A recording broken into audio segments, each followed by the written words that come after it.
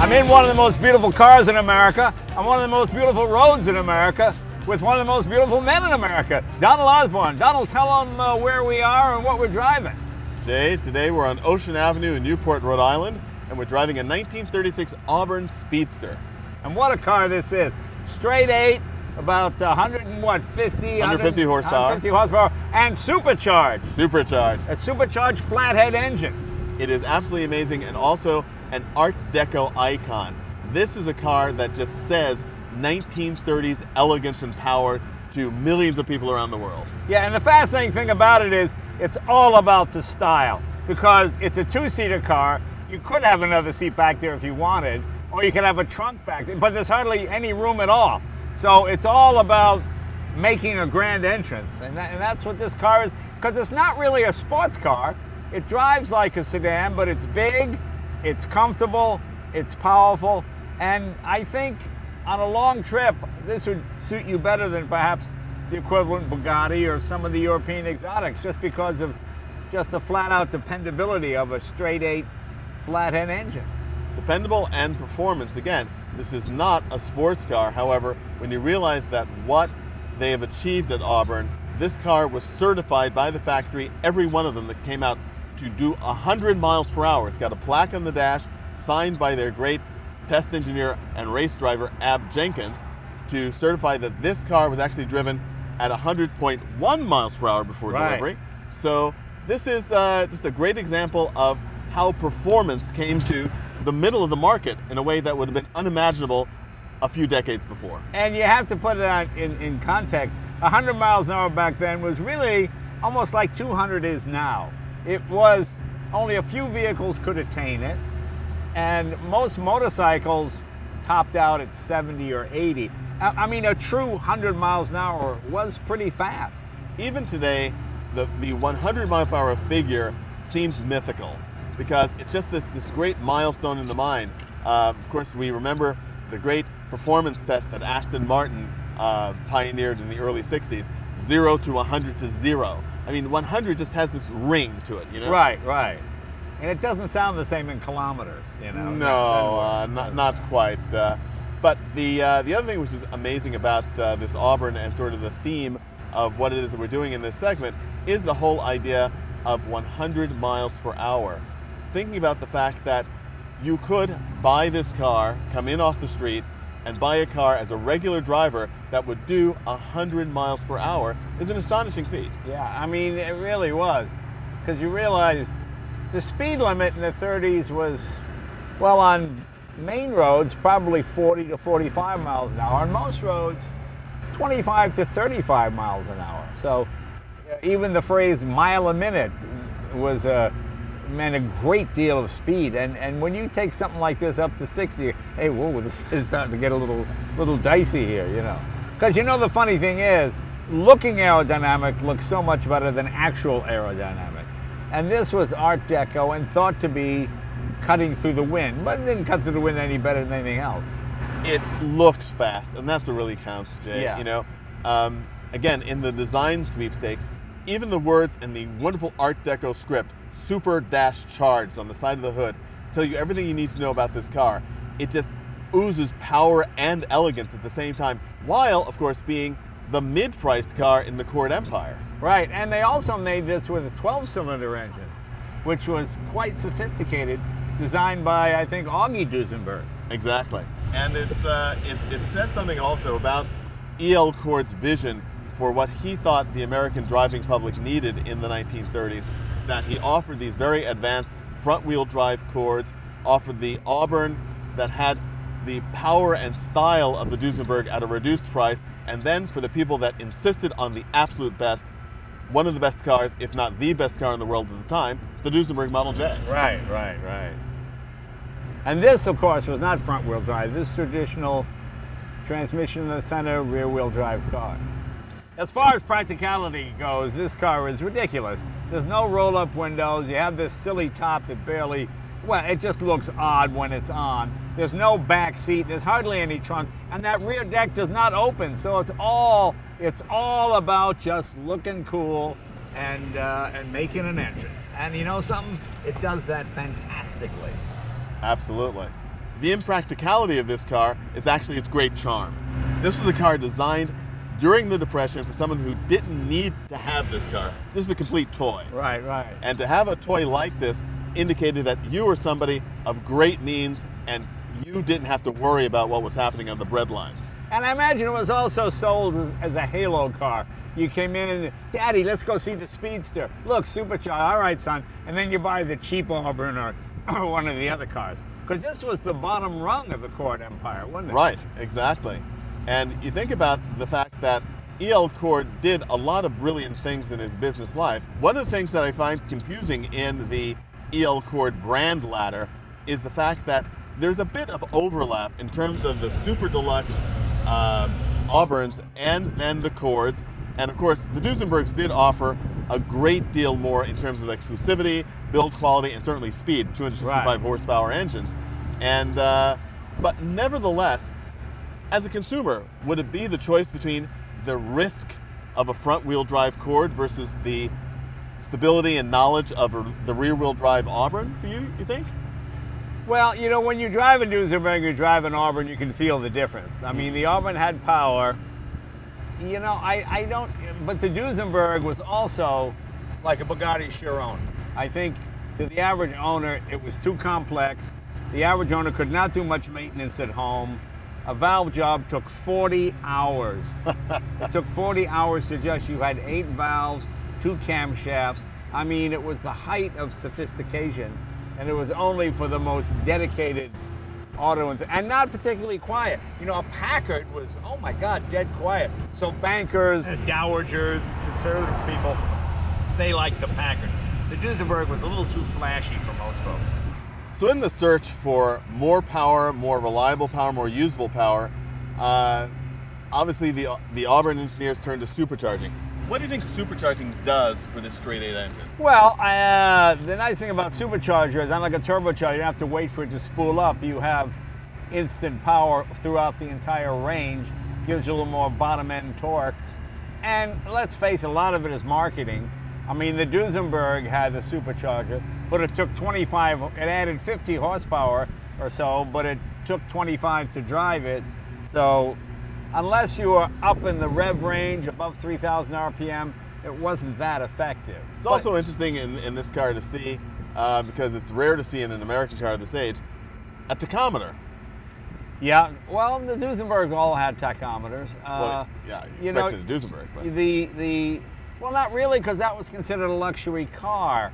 You know, the idea was, this is like airplane style. Don't forget, Lindbergh had just flown the ocean. He flew, which was an unheard of feat. So everybody wanted airplane style dash rod. Oh, airplane style controls. You know, it has a tachometer, just like an airplane. So, so that, you know, for kids trying to egg their dad on to buy something, Dad, get the one with the tachometer. I mean, you know, you have to remember the time in which the car came out. And that's why all Duesenbergs had an altimeter, because Lindbergh had flown the ocean and he used an altimeter, and they thought, wow, imagine a car that has an altimeter, just like an aeroplane. Which is so important, of course, in Indiana, where the cars were built, because the altitude changes are extreme in Indiana. You can get as high as 6 feet above sea level. Amazing, absolutely amazing. So being here at sea level, at the sea, is absolutely delightful in the Speedster, and I think that it's the true environment where this car can be best enjoyed, don't you think? Oh yeah, yeah. I mean, it's the perfect car for here. Because next to the mansions around here, it fits right in. And it really is the key to our theme for this segment, which you'll see very shortly. Okay. In fact, I'm thinking this car would look great in front of my house. Indeed. Come on, let's go over to my house. See how it looks.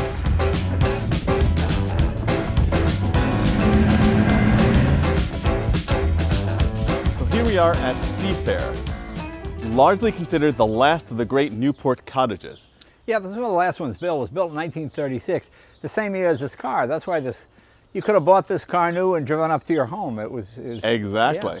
And of course, Seafair, designed by William Mackenzie Jr., an English architect, for Vernon Reed, a Denver mining heir and also VP of Chase Manhattan Bank, someone who was eminently qualified in 1936 to build a house like this. And it's also quite interesting because, as I mentioned before, the theme for this segment is 100 miles per hour. We have 100 mile per hour Auburn, we have 100 mile per hour Alfa Romeo, a 100 mile per hour Bruff Superior, and what does 100 miles per hour have to do with Seafair? It's on one of the most extraordinary, as you know, points of all real estate in Newport. Right. Absolutely pointing out into the sea. And of course, we have hurricanes. Right. And the great hurricane of 1938 was a bit of a surprise to Mr. Reed. And it got this house, which was originally named Terre Mar, the nickname Hurricane Hut, because it just took the brunt of all the hurricanes that It came through here, knocked all these windows out. The winds were so strong, it actually threw a boulder over the house onto the front lawn. 3 people got killed. They tried to escape in Rolls Royces, and of course got flooded out, and so that was pretty crazy. A peacock, there's a bronze peacock out in the back that was on the lawn, that got swept out to sea. And yet 10 or 15 years later, during another hurricane, it showed up on the lawn again. So there's all kinds of things that happen here. It came back home, and I think that after all of the hurricanes hit it in 1938, in the 1940s, again in 1955, the house was renamed Seafair. Right. And that was to tell the gods of the sea that, you know, it's okay, we like you. And it's an extraordinary point of land. And what is it that drew you to this place? Well, I mean, you look at it, we drove by, and you know, I think every guy when they get married, they promise their wife a castle. Yeah, sure.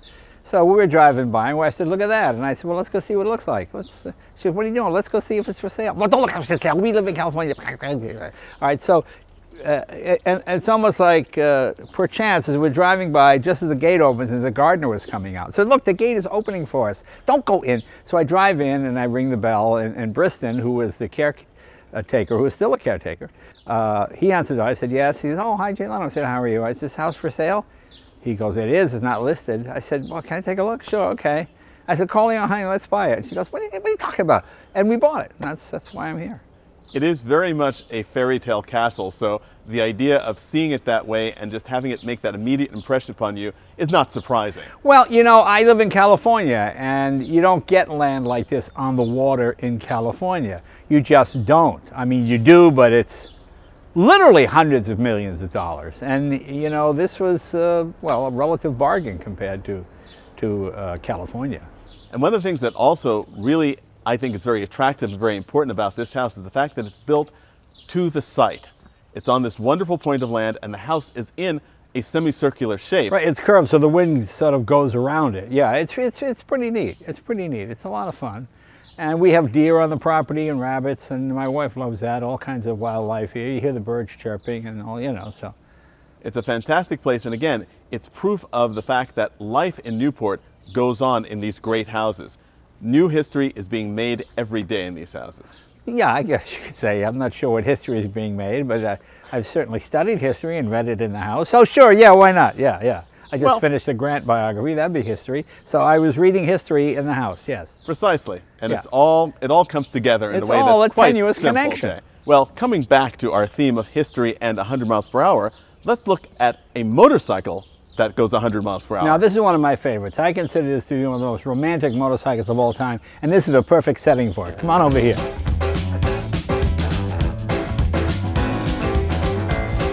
This is a 1929 Bruff Superior, although, again, like cars, the year really didn't really start happening until the 40s and 50s. They would build it, whenever they sold it, they sold it. I would say this is the epitome of what a Bruff Superior is supposed to be. Overhead valves, 100-mile-an-hour guarantee, 1,000 cc's, about 55 horsepower, which was incredible back in the day. And this cost as much as a small house. This was the dream bike for every boy racer in the 20s. This was the one you wanted to have. And of course, the legend of T.E. Lawrence of Arabia, he had, well, technically had 8 of these. He bought 7. He put a deposit on the 8th one, was killed on one of these before he could pick it up. And of course, he was just about the most famous man of the 20th century. Muhammad Ali and Lawrence of Arabia. Not so much near the end of the 20th century, but certainly the beginning. Lowell Thomas had a Broadway play about it. I mean, it was just, he was a bit embarrassed by all the fuss. He was an intellectual. He was a conflicted sort of person. He didn't see himself as the adventurer that he is made out to be. Right, right. But George Bruff built these. George was a showman. His father built a motorcycle called the Bruff, and his son decided to go his dad one better and called it the Bruff Superior, and the father thought it was mine, the Bruff Inferior, and they had sort of fights about that. He did not make his own motors, but he got the best specialist in England, JEP, which people call it a Jap engine. That's not a slur. It stands for J.A. Presswick. And he would tell Presswick, I want your best motor and I want it blueprinted. I want it perfect, nicely balanced. So he got the best components and assembled this bike. Vincent built his own motorcycle, built his own engine, but Bruff used the best parts available. Going back for a second to the JAP engine, it's also quite interesting that you talked about balance, because the JAP engines were also used in very small formula cars that a lot of great racers got their start in, single-seater formula cars powered by JAP engines. This, you can see, has a hand clutch and a hand shifter, which means you've got to take your hand off the handlebars to shift, which I like. There's a lot to do here. You've got advance and retard ignition here. You've got your choke here. You've got your front brake here, which is essentially useless. You have a clutch right here, and you have an exhaust valve lifter to help you kick it through. This has what they call Bentley and Draper suspension. This was the top of the line bike. This cost as much as a small house in England at the time. So it was not attainable, as they say. What did George Bruff has to do in terms of technology and using technology in order to build a motorcycle that could safely go 100 miles per hour in the 1920s? Well, as I said, he got the best engine builders and he told them what he wanted, and they built the engine to his specifications. That was sort of the difference. Other people used JAP engines with not the same amount of success. George was a showman. He was a racer himself. I think he had 53 races. He won 51 of them. So he was quite good and quite talented, but a bit of a show-off. You know, they call it the Rolls-Royce of motorcycles because the story goes, he used to call it the Rolls-Royce of motorcycles, and Rolls-Royce showed up one day. He got wind that they were coming, so he had all his men put on white smocks with white gloves and assemble the bikes. And Rolls-Royce was so impressed, they said, all right, you can continue using that phrase, you know. And that's the kind of guy he was. He was a real sort of P.T. Barnum type, a bit of bluster in there, but he backed it up with performance. He built bikes from 1920 to 1940, built about 3,000 bikes, quite a few remain, and they're among the most valuable motorcycles you can get today. And what's this like to ride? You know, it's a lot of fun to ride. If you like the vintage feel, the brakes are nothing to write home about. In fact, you'd go right by your home if you put on the brakes because you couldn't stop in time. But just romantic, you've got the little fly screen here. You just feel like Lawrence of Arabia. I mean, it's a lot of fun. You can go 100. I've been 100 on it, and it's like we said, 100 was like 200. I mean, motorcycles did not go 100 miles an hour in the 20s. They went 45 or 50 miles an hour, but really 100 was really, really fast. And this was more than capable of doing it. Well, it's an extraordinary thing, and of course, the secret of motorcycles in terms of performance is all about power to weight ratios, right. Which brings us to our third vehicle, the 1939 Alfa Romeo 6C2500. Let's take a look at the Alfa.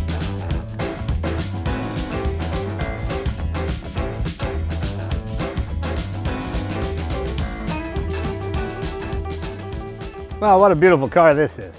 It is indeed, and again, going with the incredible beauty of this house is the unbelievable beauty of this 1939 Alfa Romeo 6C2500 Sport. It looks both modern and classical at the same time. The front end seems almost reminiscent of a modern car, whereas the back has the sort of vintage classical look to it. But beautiful lines. It's not a straight line anywhere in this thing. It's Absolutely all not. curves. The metalwork curves on every surface over every dimension, And we talked about how the Auburn looked aerodynamic. This car is actually aerodynamic. During this period in Italy, they were already doing work in wind tunnels, of course with scale models. And so the Touring Superleggera bodywork on this car is actually optimized for airflow. And Superleggera, of course, means extra lightweight. Extra light, exactly. And it's a system of building the car with stressed tubing over which the aluminum bodywork is fitted. So the aluminum bodywork is not a stressed part of the body at all. It just rests on top. Incredibly light, incredibly strong. So you eliminate a lot of flexing and a lot of rattling. And speaking of power to weight ratio, as we were speaking about with the Bruff Superior, the Auburn Speedster with the supercharger puts out 150 horsepower to get to 100 miles per hour, where this Alfa in the 6C2500 Sport trim puts out 95 horsepower to get to 100 miles per hour. And this is the classic Vittorio Jano motor or engine that was, the bigger version of this had the twin superchargers on it and the 2.9, correct? The 2.9 in both the carbureted and the supercharged versions. But basically the same block. Same architecture for the 6C2300, 6C2500, and then the great 8C engine. And this is truly a modern engine. If you looked at this hood, you would think, oh, this is something developed 50s, 60s, even into the 70s. So it's a brilliant thing, whereas that's old school, flathead, easy to work on. This is extremely complicated Italian, it's almost like the back of a watch, isn't it? Exactly, a double overhead cam, straight 6 engine. And what's also absolutely amazing about this are the castings. We talked a lot about artisans as craftsmen and craftsmen as artisans. The pride that the Italian designers took in creating these cast pieces, the exhaust manifolds, and the shaping of the cam covers. It's absolutely art in itself. Yeah, and this was, in Italy, a big engine at 2.5 liter, where Duesenberg, dual overhead cam 8, 7 liter. So it was almost, twice as big, or it's twice as big. So pretty amazing, but such a beautiful, beautiful car. Are we ready to take it for a ride? We are. Let's take it for a spin and show how this car fits into our Newport lifestyle.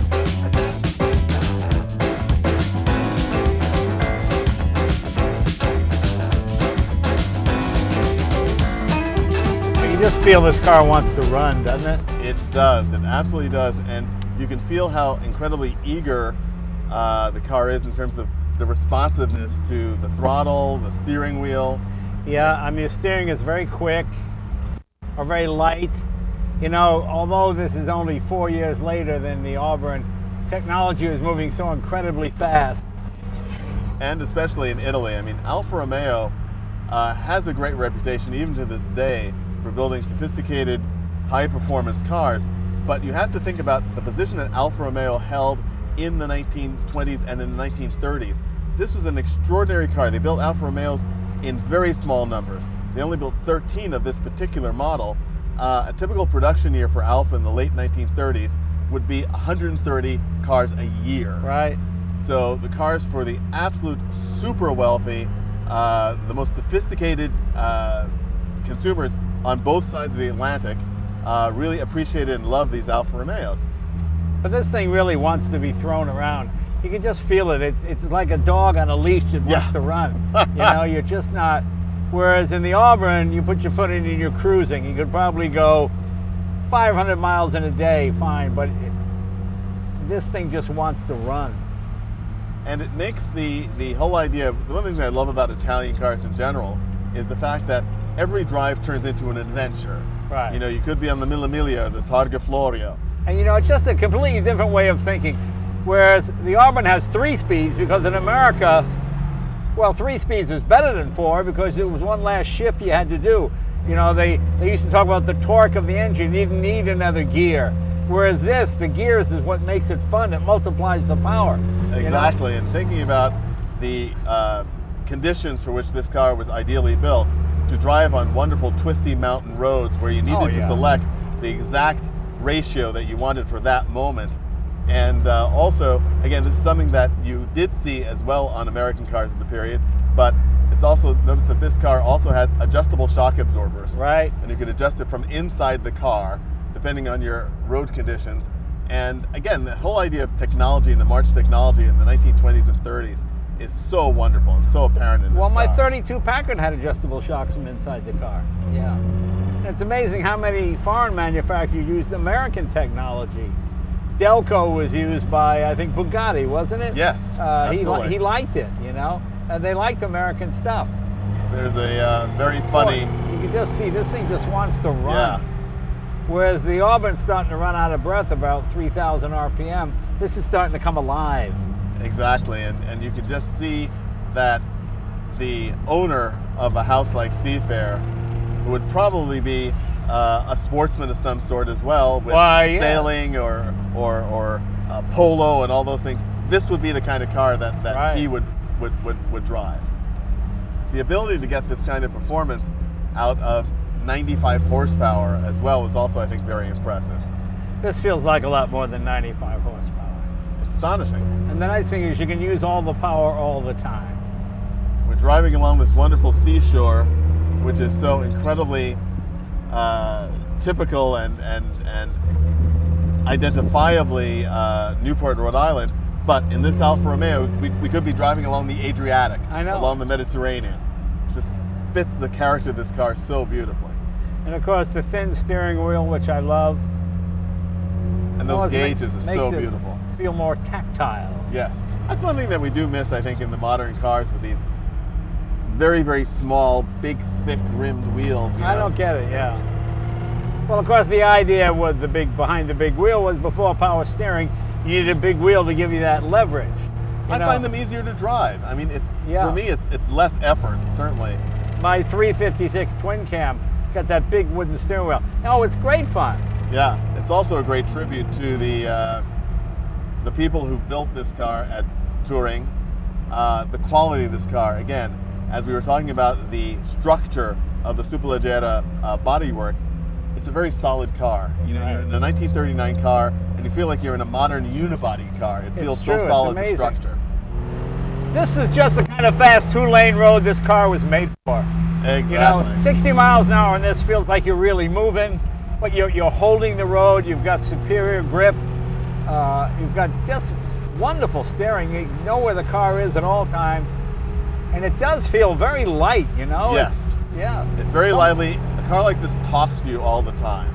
You know, the Auburn feels like you're wearing a pair of Minnesota Red Wing shoes. You know, they're strong, they're durable, and this is like ballet slippers. You know? Exactly. And neither one is better than the other. They're different. They just do different things. But to just have some fun, this is the car.